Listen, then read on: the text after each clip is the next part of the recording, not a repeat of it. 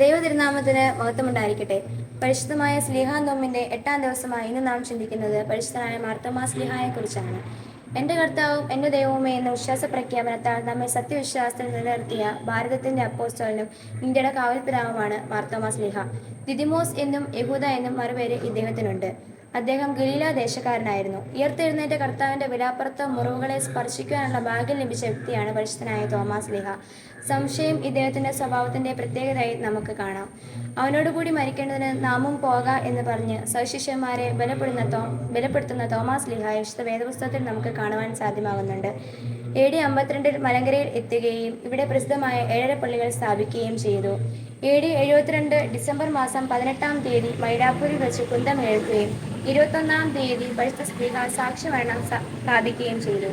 AD 394 Marthoma സ്ലീഹയുടെ തിരുശേഷിപ്പുകൾ എഡേസിലേക്ക് കൊണ്ടുപോയി. പിന്നീട് ആ തിരുശേഷിപ്പ് മോസലിലെത്തി. അതിന്റെ ഒരംശമാണ് പരിശുദ്ധ ഔഗേൻ പ്രഥമൻ കാതോലിക്ക ബാവ തിരുമേനി മലങ്കരയിൽ കൊണ്ടുവന്ന് കാത്തോലിക്ക ദേവലോകം അരമനയിൽ പ്രതിഷ്ഠിച്ചിരിക്കുന്നത്.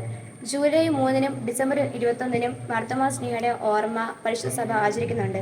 പരിശുദ്ധ സ്ലീഹയുടെ പ്രാർത്ഥന നമുക്ക് കോട്ടയായിരിക്കട്ടെ.